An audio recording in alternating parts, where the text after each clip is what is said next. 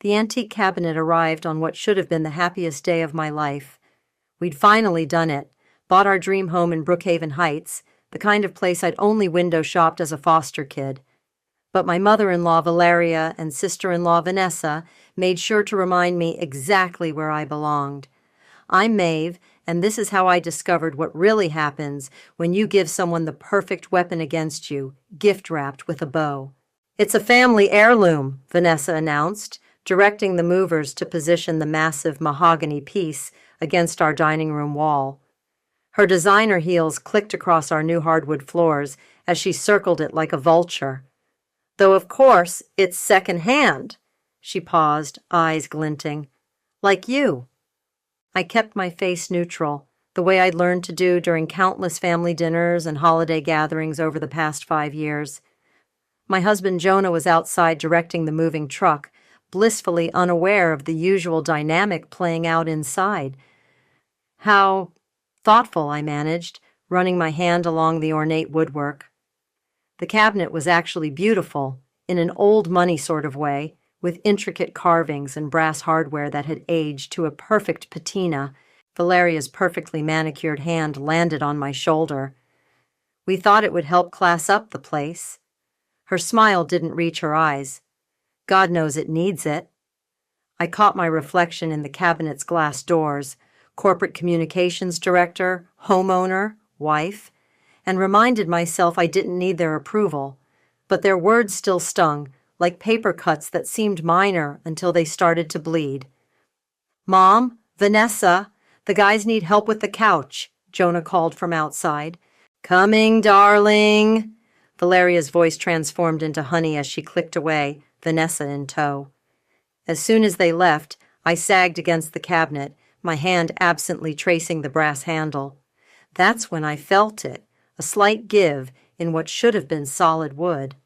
Frowning, I opened the doors and ran my fingers along the back panel. There, a loose edge. "Babe?" Jonah's voice floated from the foyer. "Where do you want the boxes marked kitchen?" "Just leave them by the island," I called back, my heart racing as I worked my fingernails under the panel. It popped free with surprising ease, revealing a hidden compartment. Inside lay a stack of yellowed envelopes and what looked like financial documents.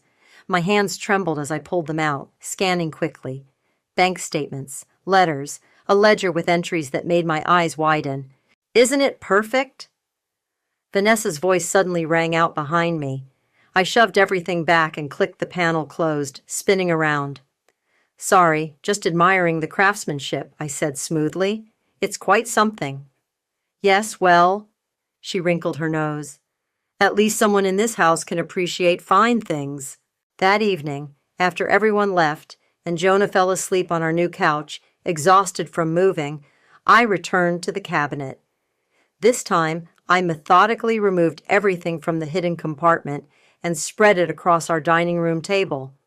Most of the documents were unremarkable. Old receipts, family photos, letters about long-ago social events. But then I found it. A bank ledger with recent entries, all tied to accounts under the name Abigail Santos. My blood ran cold.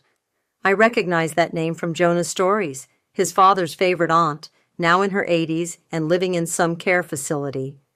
The woman Valeria had been put in charge of after Tucker died. The numbers didn't add up. Large withdrawals, suspicious transfers, documents with signatures that looked off.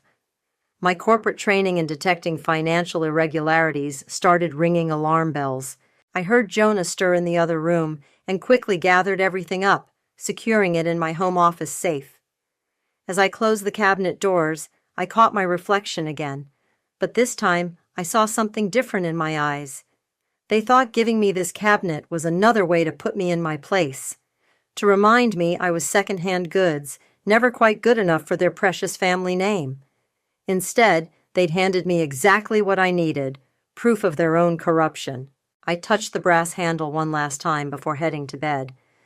"Thank you for the lovely housewarming gift," I whispered to the empty room, a smile playing at my lips. "I'll make sure to put it to good use."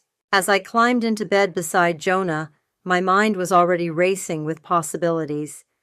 Tomorrow, I'd make some calls, starting with my old colleague Mark from the forensics department. But for now, I savored the delicious irony. In trying to remind me of my place, they'd finally given me the power to determine theirs. "You're not going to believe what landed in my lap," I said, sliding a manila envelope across Mark's desk the next morning. We'd worked together for 3 years before he moved to forensic accounting, and I knew he lived for cases like this. He raised an eyebrow, opening the envelope with practiced care. "Maeve, if this is about that marketing budget discrepancy again, just look." His expression shifted as he examined the documents I'd carefully scanned and copied the night before. "Where did you get these?" "Let's just say my in-laws have an interesting taste in housewarming gifts." I leaned forward. "What do you see?" Mark spread the papers across his desk, his finger tracing the columns of numbers. "Multiple transfers from a trust account to shell companies?" "Yeah, definitely shell companies. All authorized by—" He squinted. "Valeria as POA, countersigned by Vanessa as witness." He whistled low. "When was the last time anyone checked on this Abigail person?" "That's my next stop," I said, checking my watch. The care facility's visiting hours start at 10. "Maeve!" Mark's voice turned serious. "If what I'm seeing is real, this isn't just family drama. This is elder fraud." "I know. That's why I need your help to verify everything before I make any moves." He nodded slowly. "Give me a few days. And Maeve, watch your back." The Evergreen Care Center smelled of antiseptic and old potpourri. I signed in as a family friend and followed the nurse's directions to room 237. Abigail Santos sat in a wheelchair by the window, thin hands folded in her lap. She looked smaller than in the photos I'd seen at Jonah's house, more fragile. "Mrs. Santos?" I stepped into the room. "I'm Maeve, Jonah's wife." Her eyes flickered with recognition. "Jonah? Tucker's boy?" "Yes, exactly." I pulled up a chair beside her. "I'm sorry I haven't visited before." "Valeria says I'm not to have visitors." Her voice trembled. "But I remember you from the wedding photos. Pretty dress, white roses." My heart clenched. She remembered details from 5 years ago, yet according to Valeria, she was too confused to manage her own affairs. "Mrs. Santos, how are you being treated here? Call me Abigail, dear." She patted my hand. "It's different now, since the changes. Used to have my own room at the better place across town, but Valeria said we had to be careful with money." A nurse appeared in the doorway. "Oh, we weren't expecting visitors today." "Just a quick family visit," I said smoothly. "Family?" She frowned. "We have strict instructions from Mrs. Holmes about visitors. I was just leaving." I stood, but Abigail's hand suddenly gripped my wrist with surprising strength. "Tell Jonah," she whispered urgently. "Tell him to look in Tucker's study, the blue book." That evening, I casually brought up Abigail over dinner. "I was thinking about your aunt today," I said, watching Jonah's reaction. "Have you visited her recently?" He pushed his pasta around his plate.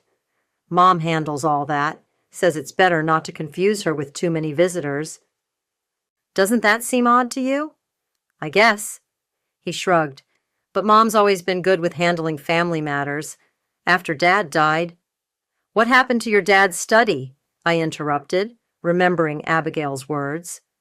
"Mom cleared it out months ago, said she needed the space for her yoga room." He looked up. "Why?" "Just curious." I kept my voice light. "Your aunt mentioned it today." His fork clattered against his plate. "You visited Abigail?" "Should I not have?" "No, it's just—" He ran a hand through his hair. "Mom's going to be upset." "Why? Because I visited a lonely old woman?" "You don't understand. There were complications with the estate, with Abigail's care. Mom said it was better to let her handle everything." My phone buzzed, a text from Mark. "Found something. Big. Call me ASAP." I looked at Jonah, still defending his mother's actions, and felt a wave of sadness. He had no idea what was coming. "You're right," I said, standing to clear the plates. "I'm sure your mother knows best." Later in our home office, I called Mark while Jonah watched TV downstairs. "The numbers don't lie," Mark said without preamble. "They've been bleeding her accounts dry for at least 2 years. But here's the kicker. Some of these transfers, they started before Tucker's death. And the signatures on the POA documents, they don't match Abigail's known signature from earlier papers." I closed my eyes, pieces clicking into place. "They forged her signature. Bingo. Want me to keep digging?" I thought of Abigail, alone in that bare room, of Vanessa's smirk as she called me secondhand, of Valeria's years of subtle cruelty. "Dig deeper," I said. "Find everything." "Girl, they did not!" Zoe slammed her wineglass down on my kitchen counter. "They forged an old lady's signature? That's some straight-up evil stepmother stuff right there." I spread the documents across the island between us. "Look at these signatures yourself, the ones from before Tucker died versus after." Zoe leaned in, squinting. "Okay, yeah, that's not even close. But Maeve," she looked up at me. "What are you going to do with all this?" "First, I need to show Jonah. He deserves to know what his mother and sister have done." "You think he'll believe you?" I gathered the papers into neat piles. "He has to see it. I'm done watching him make excuses for them." As if summoned by our conversation, I heard Jonah's key in the front door. Zoe quickly helped me stack everything back into my folder.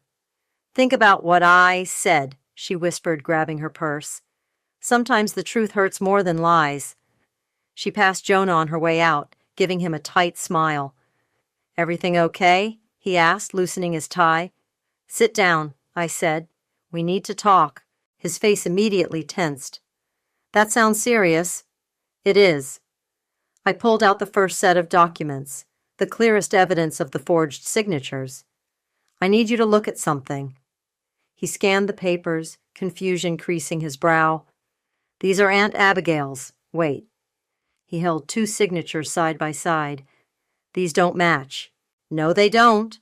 I laid out more evidence, bank statements, transfer records, the timeline Mark had compiled. "Your mother and Vanessa have been stealing from Abigail's trust. They forged her signature to get control of her assets." Jonah's face went pale. That's impossible. Mom wouldn't." "The proof is right here." I pointed to the transactions. "They moved her to a cheaper facility and pocketed the difference. They've been siphoning money through fake companies. It started even before your father died." He stood up abruptly, pacing our kitchen. "Where did you get all this?" "Remember that cabinet they gave us? The one Vanessa was so smug about?" He stopped. "The housewarming gift?" It had a false back. All of this was hidden inside. "Jesus!" He braced himself against the counter. "Are you sure about this? This could ruin everything." "I had it verified. Mark from forensics." "You involved other people?" His voice rose. "Maeve, this is my family." "Your family is stealing from an elderly woman who trusted them," I shot back. "Your aunt is sitting alone in a cut-rate nursing home while your mother redecorates her house with stolen money." Silence fell between us. Jonah stared at the papers spread across our counter, his hands shaking slightly. "There's something else," he finally said, voice quiet. "Something that never made sense about Dad's death." I waited. His investment portfolio, it was worth millions. But when Mom handled the estate, she said most of it had been lost in bad investments. He swallowed hard. "I never questioned it because she's Mom. She always handles everything." "When did this happen?" "Right after he died."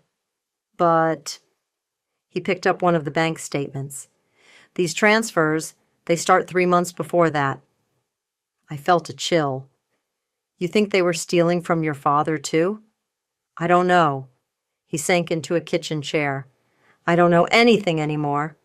I sat beside him, taking his hand. "I'm sorry. I know this hurts." "What are you going to do?"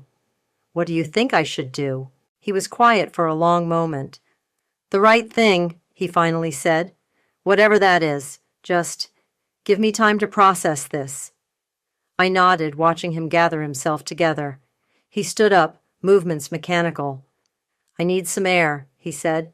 I'm going for a walk. After he left, I called Mark. How'd it go? He asked. About as well as you'd expect, but he didn't deny it. I looked at the scattered evidence of his family's betrayal. I need you to look into Tucker's estate now. Something happened there, too. Already on it. And Maeve, I got confirmation on those shell companies. They're registered to Vanessa's old college roommate. It's all connected. I thought about Jonah walking alone in the dark, his world crumbling. About Abigail in her bare room. About years of subtle cruelty wrapped in polite smiles. Keep digging, I said. I want everything ready for when I take them down. What's your plan? I smiled, thinking of the cabinet still standing in our dining room. Let's just say I'm going to serve them exactly what they deserve. A dinner party? Jonah looked at me like I'd lost my mind. You want to invite them over for dinner? Now? Why not? I adjusted the invitation's wording on my laptop. It's what good families do, right? Share meals, make memories. Spring traps? He ran his hands through his hair. Maeve, I know what they did was wrong, but nothing. Trust me. I hit send on the email. Sometimes the best revenge is making people think they're still in control. The response came within hours, Valeria accepting with her usual backhanded grace. How lovely that you're finally learning to entertain properly. Saturday evening arrived with the smell of roasting herbs and the clink of expensive wine bottles. I'd set the table with our best china, positioning everyone so the cabinet loomed behind Valeria and Vanessa's seats. Something smells divine, Valeria announced as she swept in, air-kissing my cheeks. Almost professional. I had an excellent teacher, I smiled, catching her eye. You've always shown me exactly what to do. Vanessa arrived next, clutching a bottle of wine that probably cost more than my first car. The cabinet looks perfect there, she said, smirking. Some things just belong in their proper place, don't they? Oh, absolutely. I took the wine. Everything ends up exactly where it should be. As I poured drinks, I watched Vanessa's eyes dart around our dining room, cataloging everything she could criticize later. But tonight, she'd find no ammunition. More wine? I kept her glass full throughout dinner, watching her carefully maintained facade start to slip. Remember when we cleared out Daddy's study? Vanessa said to Valeria, her words slightly slurred. All those boring papers and books. Darling, Valeria cut in sharply, perhaps we shouldn't bore everyone with old stories. But Mom, remember? That blue book you were so worried about? The one with all the... Vanessa! Valeria's voice cracked like a whip. I caught Jonah's attention across the table. His face had gone pale at the mention of the blue book. Actually, I said smoothly, I'd love to hear more about Tucker's study. It's such a shame I never got to meet him. There's nothing to tell, Valeria said firmly. Just old business documents, all properly handled after his death. Like you handled Abigail's affairs? The words slipped out before I could stop them. The temperature in the room seemed to drop 10 degrees. I beg your pardon? Valeria's eyes narrowed. I just meant you're so good at handling family matters, I recovered, raising my glass. To family legacy. Speaking of legacy, Vanessa jumped in, drunk enough to be reckless. We dealt with things Abigail didn't need anymore. You know, for family's sake. Jonah's fork clattered against his plate. What things? Oh, you know, Vanessa waved her hand vaguely. Investment stuff, boring papers. Mom knows all about it. That's enough, Vanessa. Valeria stood abruptly. I think we should be going. But we haven't had dessert, I protested innocently. I made your favorite, something rich and dark, with lots of layers. Another time. Valeria gathered her things with rigid precision. Vanessa, come. I walked them to the door, maintaining my perfect hostess smile. But as Vanessa stumbled past me, Valeria grabbed my arm. "Don't dig into things you don't understand," she hissed, her fingers digging into my flesh. I met her gaze steadily. "Don't worry, I understand perfectly." After they left, Jonah slumped in his chair. "The blue book," he muttered. "Dad's private ledger. Mom said she never found it. But Vanessa just confirmed they did." I sat beside him. "What was in it?" "Everything. Dad's real investment records, account numbers." He looked up at me. "You planned this, didn't you? Getting Vanessa drunk enough to talk?" "Would you be angry if I did?" He was quiet for a long moment. "No," he finally said. "I'm angry they made it necessary." My phone buzzed. A text from Mark. "Found Tucker's original will. You're going to want to see this." "What is it?" Jonah asked, seeing my expression change. "Nothing yet." I squeezed his hand. "But soon, I promise, you'll know everything." Later that night, after Jonah went to bed, I stood in front of the cabinet. Its dark wood gleamed in the moonlight, holding secrets like a confessional. My phone buzzed again. "Valeria, whatever you think you're doing, remember who has the power in this family." I smiled, running my fingers along the cabinet's edge where I'd hidden the small recording device that captured every word of dinner conversation. "Oh, Valeria," I whispered to the empty room, "you have no idea what real power looks like." "Holy shit," I breathed, staring at the documents Mark had spread across his desk. "They didn't just steal from Abigail?" "Nope." Mark pointed to a series of transactions. "They used Tucker's power of attorney to start moving money before he died. Look at these dates, 3 months before his sudden heart attack. Does this prove they killed him? Not directly, but it proves they knew he was dying and started hiding money." He shuffled through more papers. "The real kicker is this offshore account in the Caymans. Vanessa's been funneling everything through a consulting company registered to her old roommate." "How much?" "Total, close to $4 million. He leaned back. "Your mother-in-law's quite the financial wizard when she wants to be." My phone buzzed. "Zoe, you need to see the news, now." I pulled up the local news website. There it was. "Prominent socialite Valeria Holmes appointed to hospital board's ethics committee." "The irony would be funny if it wasn't so twisted," I muttered. "Speaking of twisted," Mark said, "I found something else. Tucker's original will, it left 30% of his estate to Abigail's care, with you and Jonah as trustees." "What?" But Valeria said. "The will they probated was dated 2 weeks before his death. Signatures look questionable." I stood up, pacing Mark's office. "So they forged a new will, stole millions, and left an elderly woman in a cut-rate nursing home, while renovating their houses and joining ethics committees." Mark gathered the documents. "What's your next move?" "I'm hosting another dinner." I smiled grimly.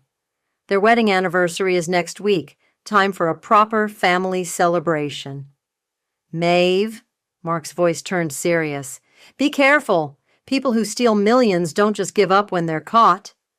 "I'm counting on that." I drove straight to the nursing home. Abigail was in the common room, staring out a window. "They took everything," she said as soon as I sat down. "Tucker tried to warn me." "What do you mean?" She gripped my hand. "The blue book.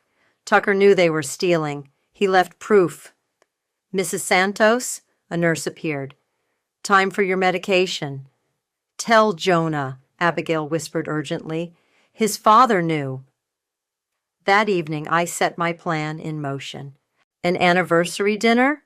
Jonah asked as I typed the invitation. "For Mom and Dad's wedding date?" "Family tradition, right? And we'll use that beautiful cabinet to display their wedding photos." He wrapped his arms around me from behind. "You're planning something." "Maybe I'm just being a good daughter-in-law." "Maeve?" He turned me to face him. "I know you. What's really going on?" I studied his face, deciding how much to reveal. "Your father left a different will, one that protected Abigail." He stepped back. "What?" "They forged a new one after he died, after they started stealing his money." Jesus. He sank onto the couch. Did they kill him? I don't know, but he knew what they were doing. He left proof. The blue book. Yes. He was quiet for a long moment. Do it, he finally said. Whatever you're planning, they need to face what they've done. I showed him the evidence Mark had compiled. With each document, his face grew harder. Use the cabinet, he said suddenly. What? For the dinner. They gave it to us to humiliate you. Use it to expose them. I smiled, pulling out my phone to text Mark. Need a favor? How good are you with hidden cameras? The next day, I visited a high-end electronics store. The owner was an old client who owed me a favor. Hidden speakers, wireless camera, remote trigger, he explained, demonstrating the setup. Completely invisible once installed. That night, Jonah helped me wire the cabinet, hiding the equipment behind the false panel where we'd found the original documents. Ready? He asked as we stepped back to admire our work. Almost. I pulled out my phone and dialed. Hello, Valeria. About the anniversary dinner? I was hoping you could bring those old wedding photos, to display in the cabinet. Make it really special. Her laugh crackled through the speaker. Oh, darling, how thoughtful. Finally learning to appreciate family traditions? Yes, I said, watching Jonah test the remote trigger. It's time everyone sees exactly what this family is made of. After hanging up, I touched the cabinet's smooth wood. Inside, hidden cameras and speakers waited like loaded guns. They're going to regret giving you this cabinet, Jonah said. I smiled. They're going to regret a lot more than that. What's this?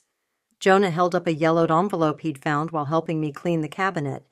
His face went slack as he read the letter inside.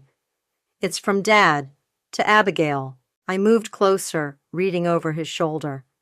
The letter was dated 3 days before Tucker's death. My dearest Abigail, it began. If you're reading this, they've already started moving the money. Valeria found my records, the blue book. She knows I plan to stop her and Vanessa. I've changed my will to protect you, but I fear... The letter ended abruptly, unsigned. Jonah's hands shook. They killed him, he whispered. They actually killed him. We don't know that for sure. No? He thrust the letter at me. He was about to expose them, and 3 days later he has a heart attack? The timing! The doorbell cut him off. My heart stopped, but it was just Mark, carrying a thick folder. Final confirmation on everything, he said, spreading documents across our coffee table. Bank transfers, forged signatures, the fake will, plus... He pulled out a medical report. Tucker's autopsy showed traces of digitalis. What's that? I asked. Heart medication. Too much causes cardiac arrest. Guess who had a prescription for it? Valeria, Jonah said flatly. Bingo. Mark checked his watch. The anniversary dinner's tomorrow. You sure about this? I nodded. Everything's ready. The cabinet's wired, documents are copied, and... My phone rang. Valeria's name flashed on the screen. Darling, her voice dripped honey. About tomorrow night. I hope you're not planning anything unfortunate. Just a family dinner, I said smoothly. Why would you think otherwise? Because I know you visited Abigail again, and I know your friend Mark has been asking questions. I caught Mark's eye, mouthing, she knows. Remember, Valeria continued, accidents happen, even to young, healthy people. Just ask Tucker. The line went dead. She just threatened you, Jonah said, face white. My own mother just... It's okay, I squeezed his hand. This is good. It means they're scared. They should be, Mark added, pulling out his phone. Because I just sent everything to my firm's security server. Even if something happens to us, the truth comes out. That night, I couldn't sleep.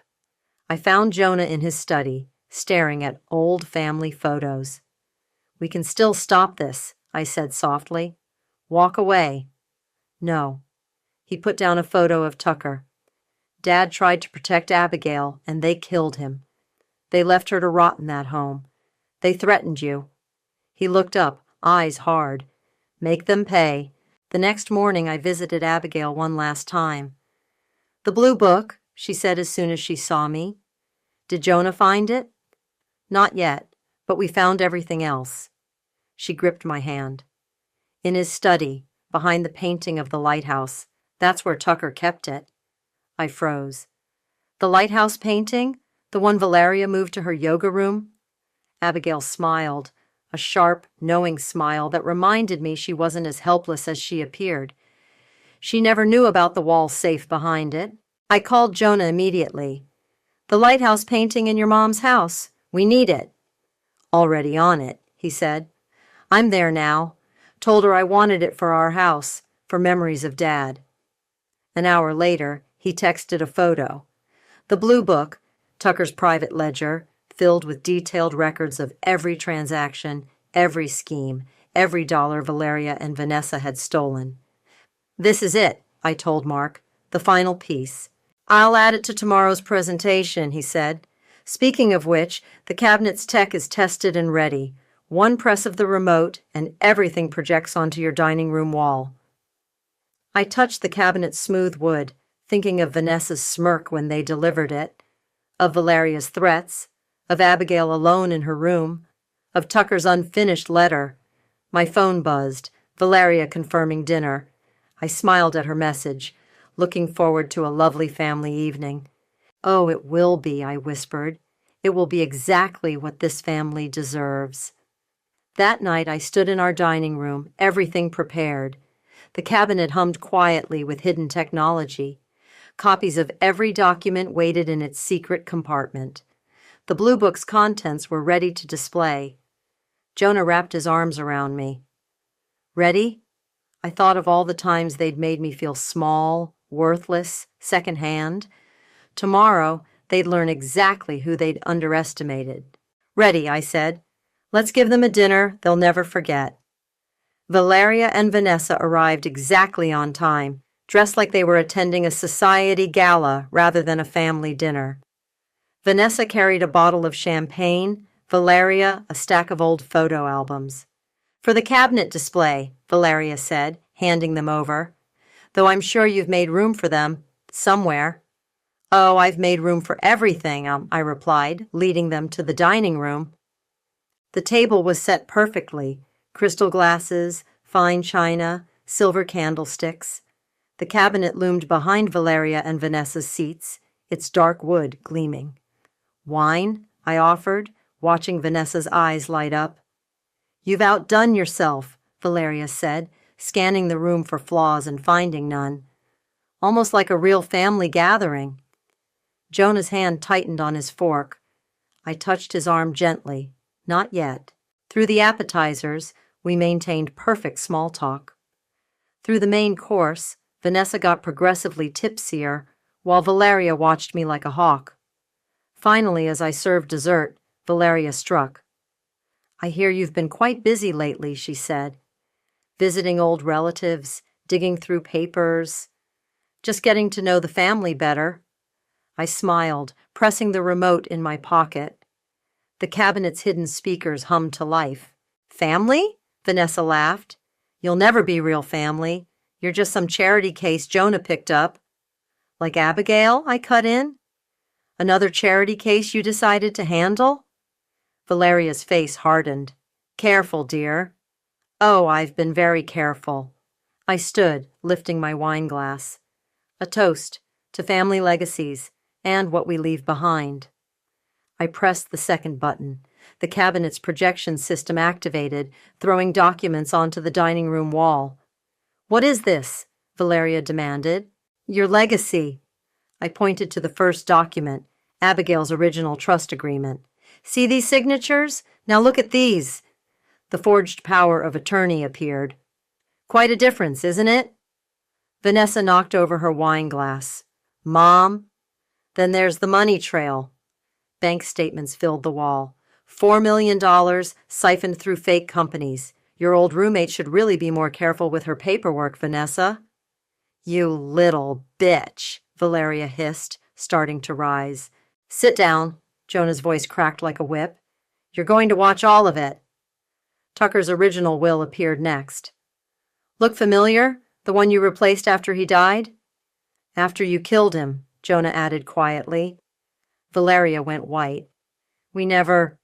The Blue Book says otherwise." I projected Tucker's private ledger entries.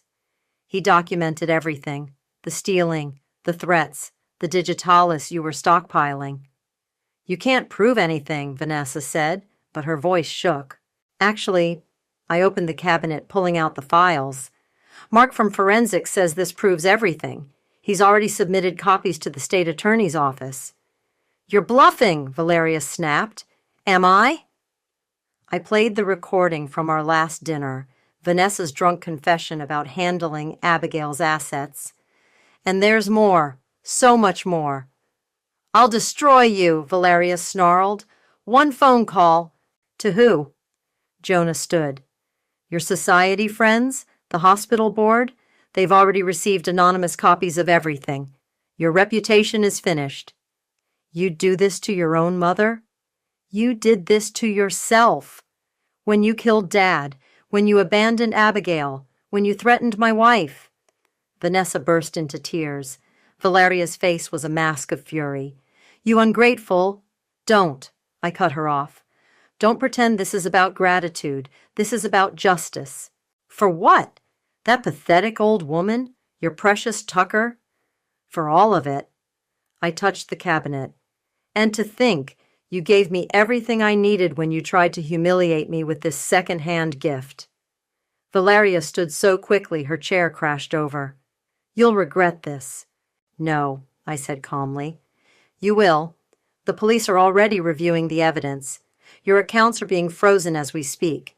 And Abigail?" I smiled. "She's being moved to a proper care facility tomorrow. Jonah and I are her new trustees, just like Tucker wanted." "Jonah," Valeria pleaded, "you can't let her—" "Get out." He pointed to the door.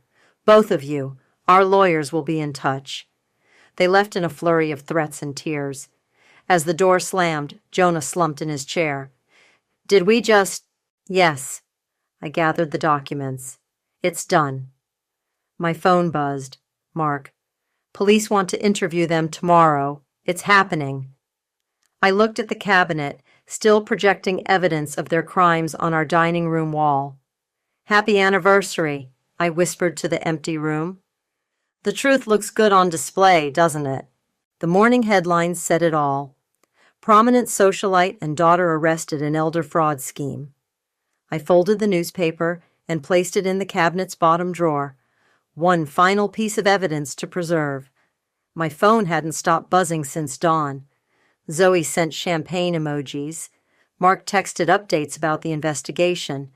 But it was the call from Abigail's new care facility that mattered most. "She's settling in beautifully," the director said. "Having her own suite has made such a difference." "I'll visit this afternoon," I promised. Jonah appeared in the doorway as I hung up. "The police want another statement about Dad's medication records." "Are you okay?" He ran a hand through his disheveled hair. "Getting there. I keep thinking about all the times I defended them, all the signs I missed." The doorbell rang. We both tensed, but it was just the movers I'd hired. "Ready?" I asked as they approached the cabinet. Jonah nodded. "Get it out of here." As they carefully maneuvered the piece toward their truck, a familiar voice rang out from our driveway. "Stop!" Vanessa stumbled forward, mascara streaked down her face. "That's our family heirloom." "Out on bail already?" I stepped onto the porch. "And it's not yours anymore, just like Abigail's money wasn't yours." "You don't understand," she pleaded. "Mom said we had to protect the family fortune. Dad was going to give everything away." "To charity," Jonah cut in. "To people who needed it, like Abigail needs it." "She's nothing, just some old woman." "She's family," I said quietly. "The real kind, not whatever toxic version you and your mother created." Vanessa lunged for the cabinet, but Mark appeared from his parked car, badge in hand. "Miss Holmes," he said formally, "you're violating the conditions of your bail by being here." She deflated instantly. I just, I don't know how to fix this. You can start by telling the truth, Jonah said, about Dad, about everything. She looked between us, mascara running freely now. Mom will never forgive me. Maybe that's the point, I said. Some things shouldn't be forgiven. After Mark escorted her away, I found Jonah staring at the empty space where the cabinet had stood. I'm donating it, I said, to the women's shelter downtown. They can auction it off, use the money for their programs. He smiled slightly. Dad would have liked that. At Abigail's new facility that afternoon, we found her in a sunny private room, looking years younger already. The blue book, she said as soon as she saw us. Did it help? It exposed everything. Jonah took her hand. They can't hurt anyone else now.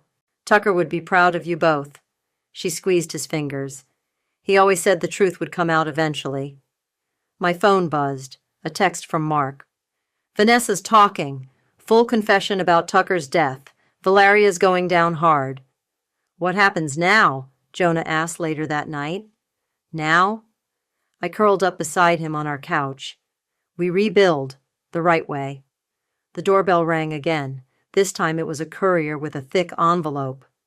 What's this? Jonah opened it carefully. Legal documents, I read over his shoulder. Abigail's naming us as her permanent trustees and... I paused, throat tight. She's legally adopting me. What? She said she always wanted a daughter who understood the value of family. I showed him the letter attached. Real family. Jonah pulled me close. Speaking of family, I've been thinking. I need to start therapy. Deal with everything properly. That's brave. I learned from you. He kissed my forehead. You showed me what real strength looks like. My phone lit up one final time that night. An email from the women's shelter. The cabinet had sold at auction for $25,000. The money would fund their legal aid program for domestic violence survivors. I thought about Vanessa's words that first day. It's secondhand, like you. She'd meant it as an insult, but she was right in a way. Sometimes secondhand things carry the most value, not because they're perfect, but because they've survived, transformed, found new purpose. You know what? I said to Jonah. I think we should frame that first newspaper article. Hang it right where the cabinet used to be. He laughed. As a reminder, as a promise. I took his hand. That no matter what kind of family we build from here, it will always be built on truth. Outside, the evening light painted our dining room in soft shadows. The empty space where the cabinet had stood didn't feel empty anymore. It felt like possibility, like a fresh start, like home.